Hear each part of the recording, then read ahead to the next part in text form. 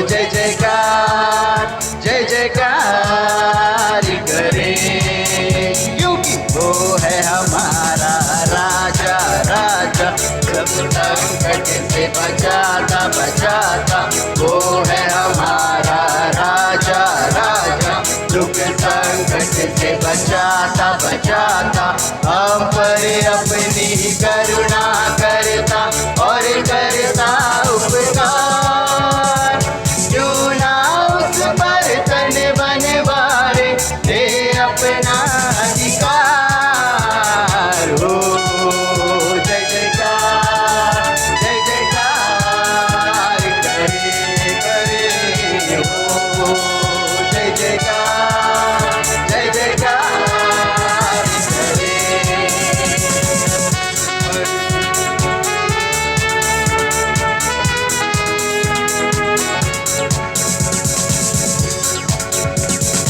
उस पर जिसका भरोसा भरोसा, वो तो कभी न गिरेगा गिरेगा। उस पर जिसका भरोसा भरोसा, वो तो कभी न गिरेगा गिरेगा। चाहे बीमारी चाहे गरीबी चाहे हो आकाश, सब संकट से सब कष्टों से ले जाएगा पार। हो जय जयकार जय जयकार करे करे, हो जय जयकार जय जयकार करे।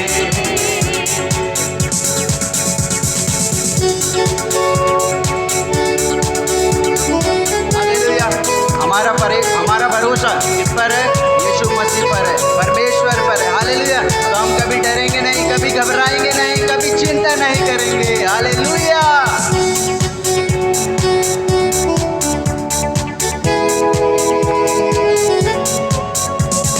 स्वर्ग है जिसका सिंहासन सिंहासन, पृथ्वी बनी है आसन आसन। स्वर्ग है जिसका सिंहासन सिंहासन, पृथ्वी बनी है आसन आसन। आकाश उसकी महिमा बताए, अर्थ कला को दिखाए। सारी पृथ्वी उसकी रचना, उसका ही है प्रताप। हो जय जयकार जय जयकार करे करे, हो जय जयकार जय जयकार करे। फिर से हो जय जयकार जय जयकार करे करे, हो जय जयकार जय जयकार करे। Hallelujah hallelujah hallelujah hallelujah. आप लोग कोई खुश नहीं दिख रहे मुझे। हालेलुया। सबके मुंह ऐसे लटके हुए हैं, ऐसे तिरछे। कहाँ सोच रहे हैं आप लोग? हालेलुया। हम किस लिए आए हैं? परमेश्वर की महिमा के लिए। हालेलुया। जो जीतते परमेश्वर की महिमा के लिए। हालेलुया आमीन। हालेलुया। तो आइए और उसकी महिमा के लिए एक गीत को और गाएंगे अपन। सेनाओं का यहोवा हमारे संग संग है। हालेलुया। आइए बड़े आनंद के साथ।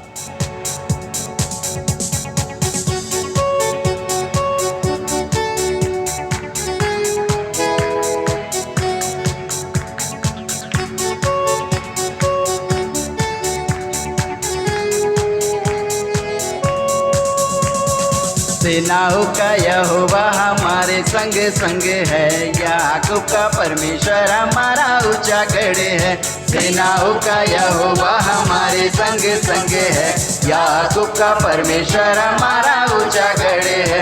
जिसने आकाश बनाया, जिसने पृथ्वी बनाई, वो जिसने आकाश बनाया, जिसने पृथ्वी बनाई, वो जिसको करता है पूरा, वो यहोवा हमारे संग संग है।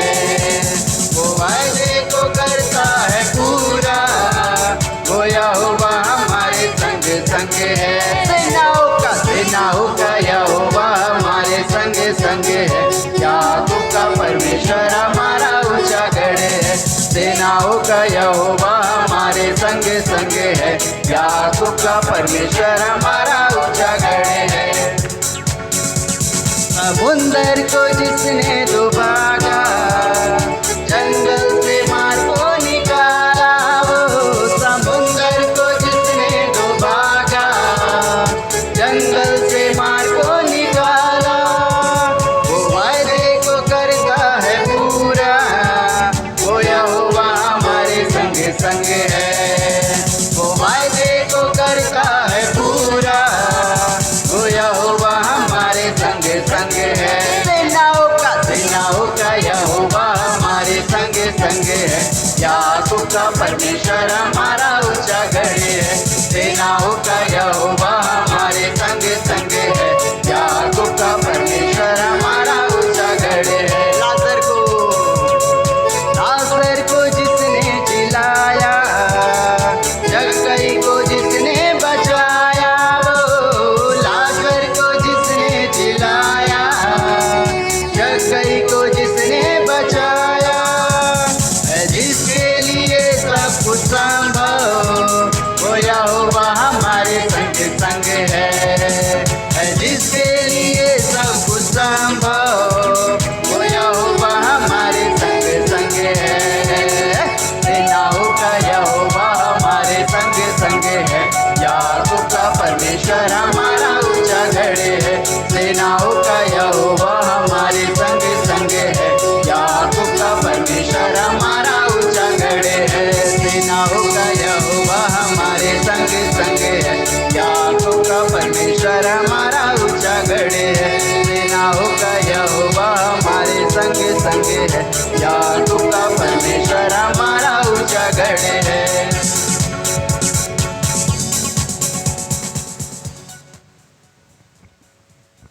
ये समय होगा कि हम भजन संहिता को निकालेंगे। भजन संहिता 67, साम 67, 67। 7 पद है। पहला पद मैं पढ़ूंगा, दूसरा आप पढ़ेंगे, ऐसे ही करके हम लगातार पढ़ेंगे और 7वां पद हम एक साथ पढ़ेंगे। परमेश्वर हम पर अनुग्रह करे और हमको आशीष दे, वह हम पर अपने मुख का प्रकाश चमकाए, जिससे तेरी गति पृथ्वी पर और तेरा किया हुआ उद्धार सारी जातियों में जाना जाए।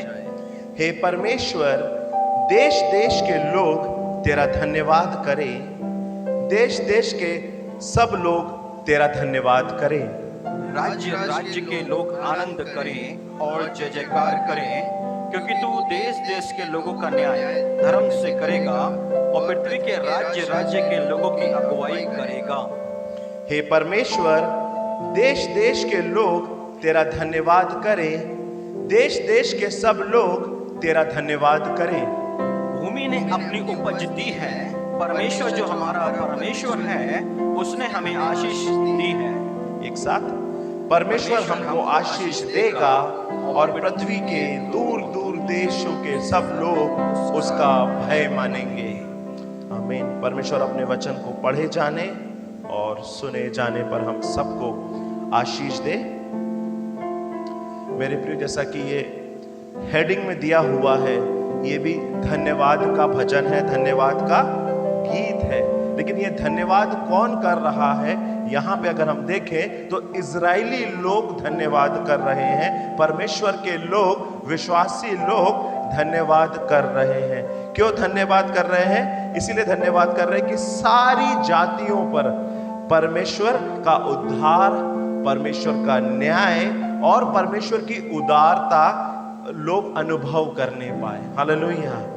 और इसके पहले पद पे अगर हम ध्यान दें, परमेश्वर हम पर अनुग्रह करे और हमको आशीष दे, वह हम पर अपने मुख का प्रकाश चमकाए से ला। इस पहले पद को अगर हम ध्यान से देखें तो आपको याद आएगा कि ये वो बात है जो परमेश्वर ने मूसा को सिखाई थी। अगर हम गिनती की किताब अध्याय 6 निकाल लें। गिनती की किताब अध्याय 6 उसके पद संख्या 22 से लेके 27 तक यहां पे याजकों के आशीष देने की विधि लिखी हुई है। जो परमेश्वर के याजक हुआ करते थे उनके लिए परमेश्वर ने यह आज्ञा दी थी। यहां लिखा हुआ है, फिर यहोवा ने मूसा से कहा, हारून और उसके पुत्रों से कहे कि तुम इजरायलियों को इन वचनों से आशीर्वाद दिया करना। और क्या लिखा हुआ है वचन? यहोवा तुम्हें आशीष दे और तेरी रक्षा करे, यहोवा तुझ पर अपने मुख का प्रकाश चमकाए और तुझ पर अनुग्रह करे, यहोवा अपना मुख तेरी ओर करे और तुझे शांति दे।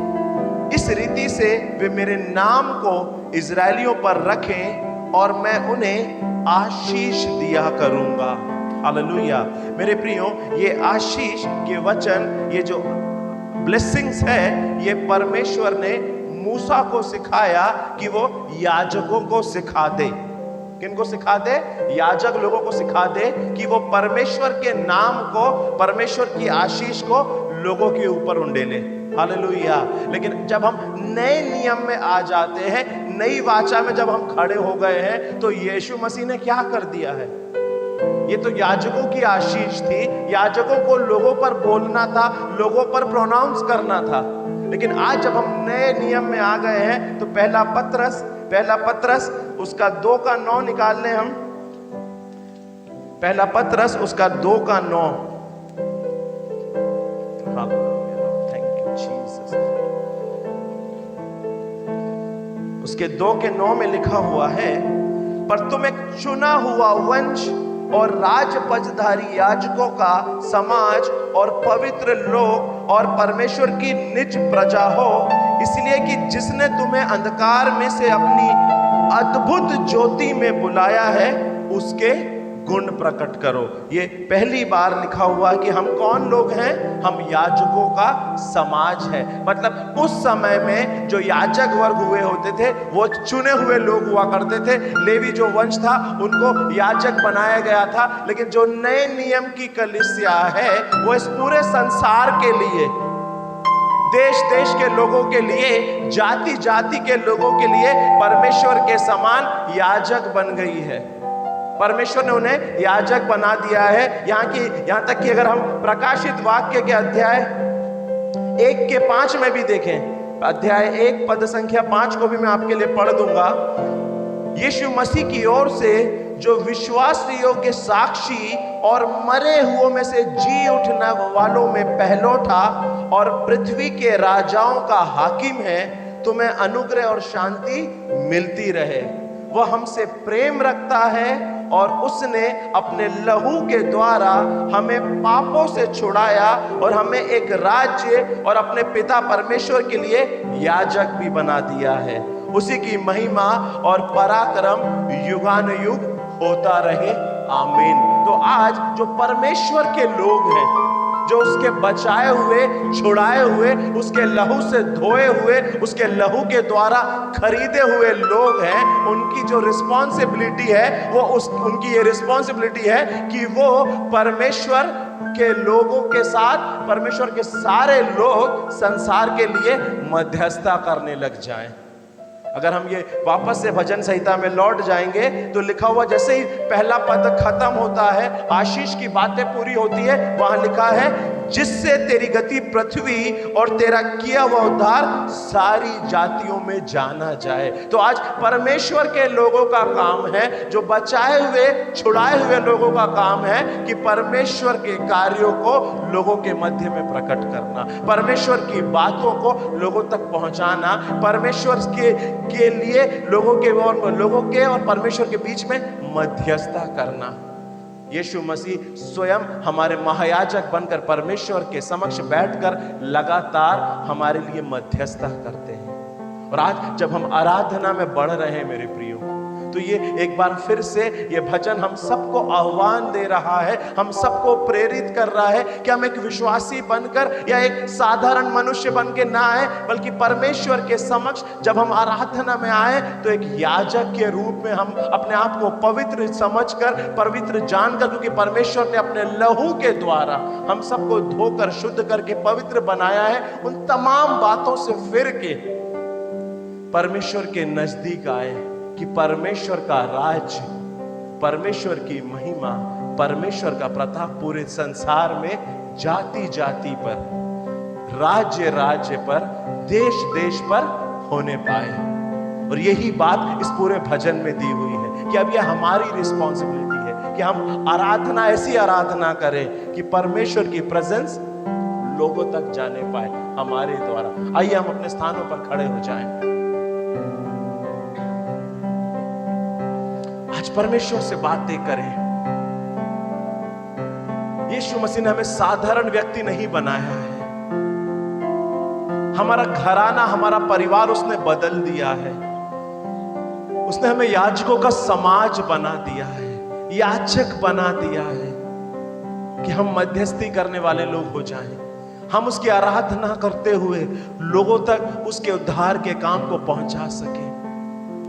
आज जब हम आराधना में हैं, परमेश्वर से बातें करें, उससे बातें करें कि प्रभु जब आप मुझे अपनी उपस्थिति में लेकर आए हैं, होने दे कि मैं याजक के काम को ईमानदारी के साथ में, पवित्रता के साथ में, आपकी इच्छा के अनुसार करने वाला हो सकूं, कि आपका उद्धार, आपका न्याय, आपकी उदारता हर जाति, हर भाषा, हर देश के लोगों तक पहुंच सके। हालेलुया। प्रार्थना करें, आराधना में बढ़ते चले जाएं।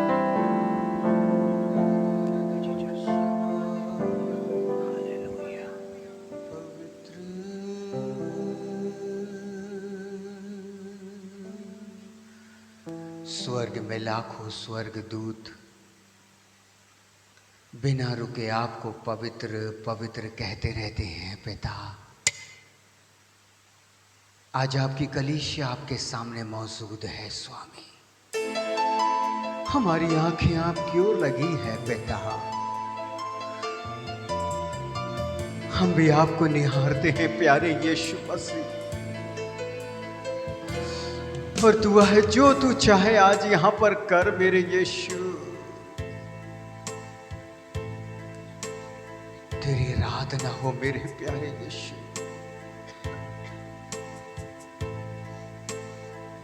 Thank you Jesus. ओ मेरे प्रभु,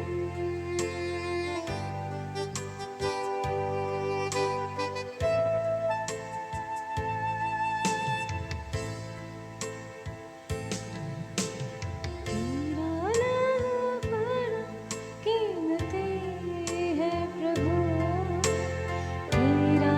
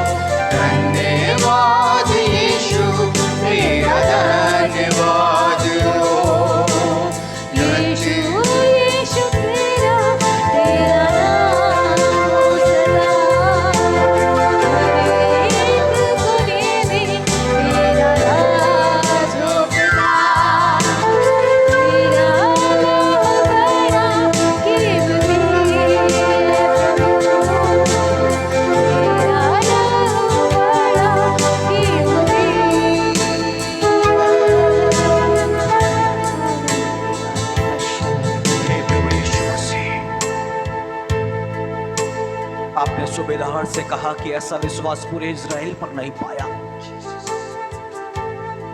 आज हम अपने आप को जांचना और परखना चाहते हैं प्रभु जी, क्योंकि आप तो हमें जांच चुके प्रभु जी। हम पर दया करें प्रभु जी। बाइबल कहती है अपने विश्वास में उन्नति करो। आप सहायता करो मेरे प्रभु यीशु मसीह हम सबों की प्रभु जी, कि हम दिनों दिन विश्वास में बढ़ते चले जाए प्रभु जी। इस पृथ्वी पर भी आपकी प्रतिज्ञाओं के भागीदार हो जाए प्रभु जी। अनंत जीवन की जो आशा हमारे मनों में आपने दी है प्रभु जी, उस अंगीकार को भी हम थामे रह सके। हमारी सहायता करो प्रभु जी, हमारी सहायता करो।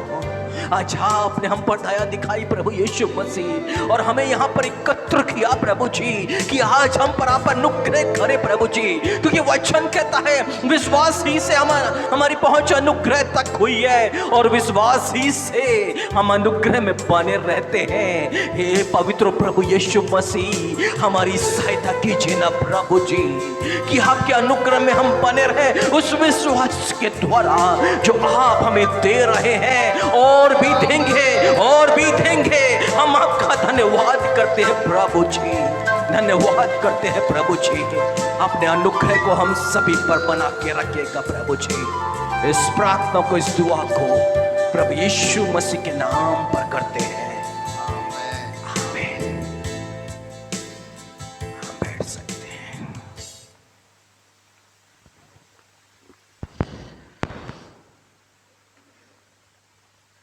हालेलुया। लिखा है कि जैसा मसीह यीशु का स्वभाव था वैसा तुम्हारा स्वभाव भी हो। यीशु मसीह का स्वभाव मुझे दूर लगता है आप लोगों से, इसलिए आज से पास में रहेंगे। हालेलुया। ताकि कोई भी मतलब कि सब जागते रहें। हालेलुया। जैसा यीशु मसीह का स्वभाव था वैसा तुम्हारा स्वभाव। तो यीशु मसीह के स्वभाव में ऐसी क्या बात थी जो बाइबल हमसे मांग कर रही है? बाइबल ऐसा बताती है कि जिस पल यीशु मसीह को पथरवार के मार डालना चाहा, पर बाइबल में लिखा है अभी यीशु मसीह का समय नहीं आया था, क्योंकि यीशु मसीह जानते थे कि यीशु मसीह की जो मृत्यु है सिर्फ क्रूस पर होना है, उसके पहले कोई पथरवा करके उनको मार नहीं सकता है, और इसको बोलते हैं विश्वास। हालेलुया।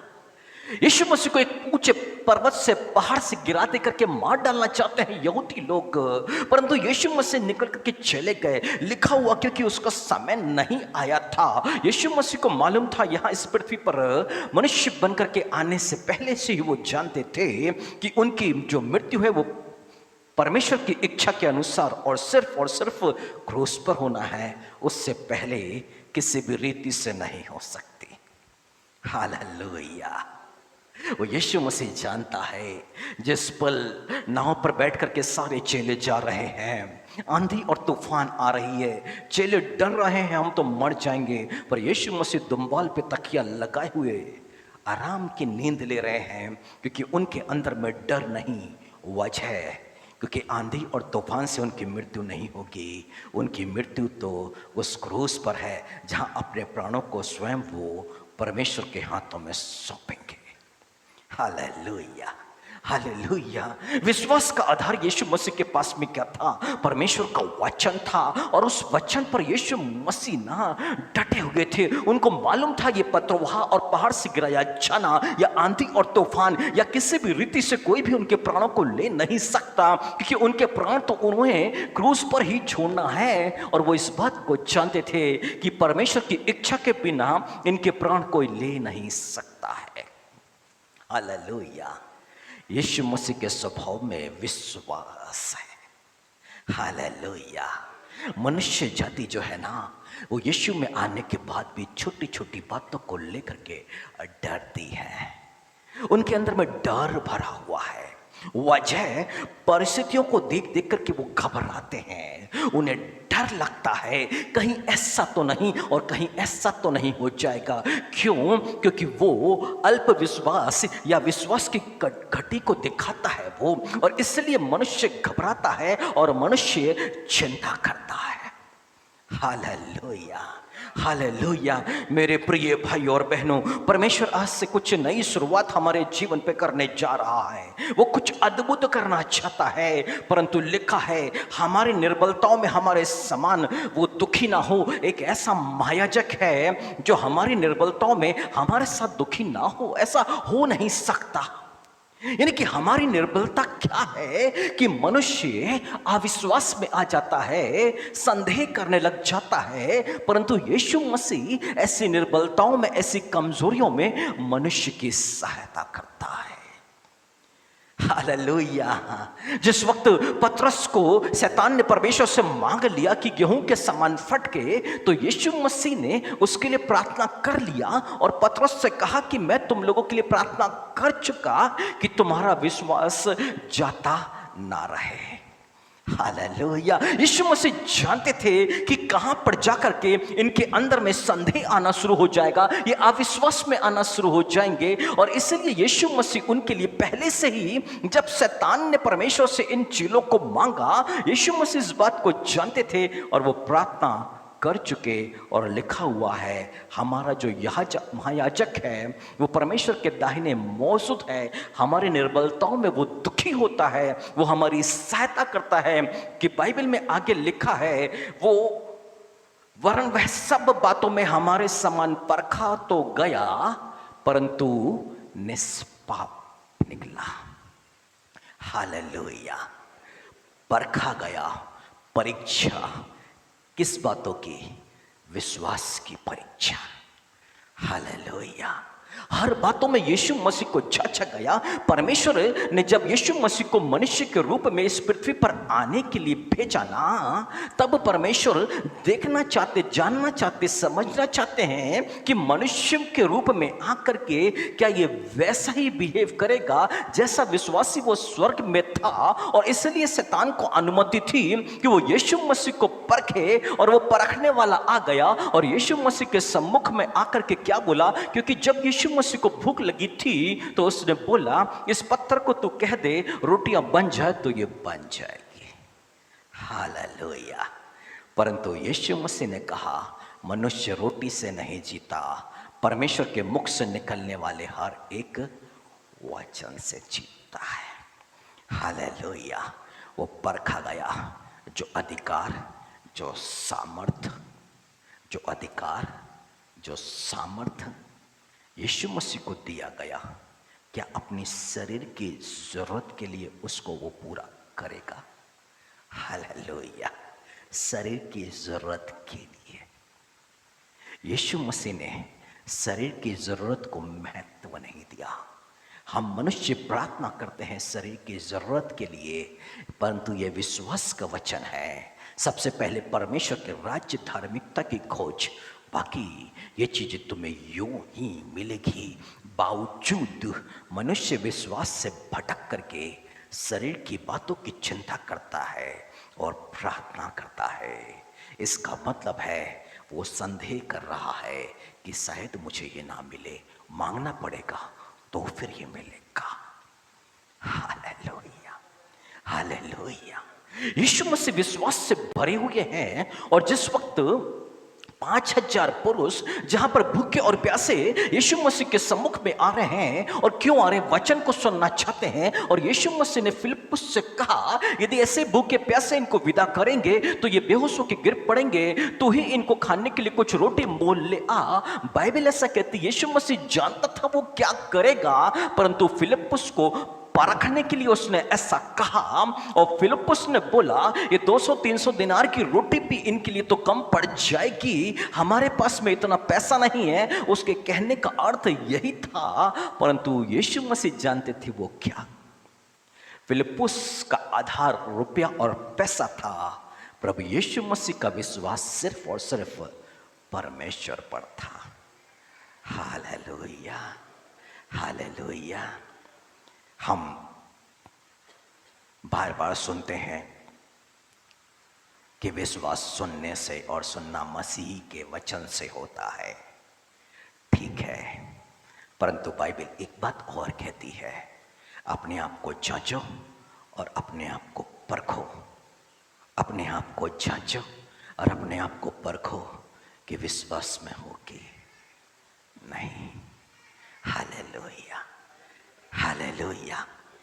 यदि हम विश्वास में हैं तो बाइबल कहती है जिसने परमेश्वर के पुत्र पर विश्वास किया वो अपने में गवाही रखता है।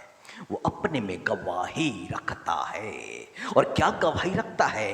कि परमेश्वर ने हमें अनंत जीवन दिया है और ये अनंत जीवन उसके इकलौते पुत्र में है। और जिसे पुत्र प्राप्त है उसे जीवन प्राप्त है, और जिसे पुत्र प्राप्त नहीं उसे जीवन प्राप्त नहीं। इसका मतलब उसके अंदर में गवाही है कि वो अनंत जीवन का वारिस है और इस जीवन में आने वाली छोटी छोटी बड़ी बड़ी घटनाओं से वो विचलित नहीं होगा, क्योंकि उससे मालूम है मैं तो अनंत जीवन का वारिस हूं, मैं अनंत काल तक अब जीवित रहूंगा। अब कोई भी वस्तुएं, कोई भी बातें मेरे प्राण को हार नहीं सकती, मेरी आत्मा को नुकसान नहीं पहुंचा सकती। और वो दिनों दिन विश्वास पर बढ़ता चला जाएगा और उस विश्वास के द्वारा वो यीशु मसीह की हर एक आज्ञा का पालन करता चला जाएगा। पर जिसके पास ये विश्वास, और बाइबल कहती है अपने आप को परखो कि विश्वास में हो कि नहीं। हालेलुया। जब गवाही आना बंद हो जाए और परमेश्वर से सवाल जवाब किया जाए, उसके सम्मुख में प्रश्न किया जाए, ऐसा क्यों और ऐसा क्यों और ऐसा क्यों। हालेलुया। जब उसके सम्मुख में ये प्रश्न किया जाए, इसका मतलब परमेश्वर के ऊपर से मनुष्य का विश्वास उठ चुका है। हालेलुया। मैं पूरी बातें खुल के तो नहीं बताऊंगा, पर कल से अभी तक मैं 1 सेकंड के लिए सोया नहीं हूं। सुबह मेरे साथ 3:45 बजे से, बल्कि 3:30 बजे से बाबू भैया को उठा दिया है और सुबह 3:30 के आसपास प्रताप को जगा दिया है। और हम लोग रात से जागे हुए हैं, रात से जगे हुए हैं। हालेलुया। कोई वजह, कोई कारण है उसके पीछे में, परंतु मैं यहां पर मौजूद हूं विश्वास के कारण। Hallelujah, hallelujah, hallelujah. और जिस वक्त मैंने रात के 2:30 बजे के आसपास प्रार्थना किया और परमेश्वर का पवित्र आत्मा कपोत के रूप मेरी आंखों में उतर आया और उसके बाद मैं शांत होकर बैठ गया, फिर परमेश्वर की अगुवाई आती है और 3:30 बजे से 2-3 कॉल करते हैं और उसके बाद परिस्थितियां सब बदलना शुरू हो जाती है। Hallelujah, hallelujah. परंतु चिंता नहीं, परेशानी नहीं, उस विश्वास के द्वारा कहीं आगे जा चुके होंगे। परंतु परमेश्वर क्या कह रहा है यहाँ पे? अपने आप को परखो कि विश्वास में हो कि नहीं। अपने आप को जांचो। क्या तुम अपने विषय में यह नहीं जानते कि यीशु मसीह तुम में क्रियाशील, मतलब कि पवित्र आत्मा तुम में कार्यरत है और पवित्र आत्मा कार्य कर रहा है। और जिस दिन पवित्र आत्मा कार्य करना बंद कर दे, उस दिन समझ जाना संदेह में आ चुके, अविश्वास में आ चुके हैं, अब आगे जाके गड़बड़ी। और बाइबल कहती कोई भी अविश्वासी स्वर्ग के राज्य में यानी कि नवीन यरूशलेम में भी प्रवेश नहीं करेगा। हर एक व्यक्ति का विश्वासी होना जरूरी है। और यीशु मसीह ने 18वें अध्याय लूका के सुसमाचार में कहा, क्या मानव पुत्र जब पृथ्वी पर आएगा तो क्या विश्वास बचा हुआ पाएगा?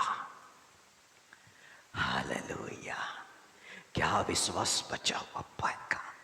सोचिए, परमेश्वर के क्रोध के बारे में सोच करके देखिए। जब परमेश्वर ने मूसा से बोला है इस चट्टान से तुझे बातें करना है और सब पुरनियों को बुलाना है, प्राचीनों को बुलाना है, उनके देखते देखते तुझे बातें करनी है। और क्या बातें करनी है कि वो चट्टान पानी देने लग जाए। पर मूसा ने क्या किया? अविश्वास किया और लट्ठी को 2 बार मार दिया। परमेश्वर नाराज हो गया और प्रतिज्ञा के देश में वो जाने से वंचित हो गया। परमेश्वर ने बोला तू पहाड़ पे चढ़ जा, उसको देख तो ले, परंतु अब तू वहां पर कदम रख नहीं सकता। प्रतिज्ञा के देश में जब मूसा नहीं जा सका तो सोचिए जो प्रतिज्ञाएं हमें मिली है उस प्रतिज्ञा की वस्तुओं को हम कैसे प्राप्त कर सकते हैं जब मनुष्य अविश्वास में आ जाए और संदेह पर आ जाए।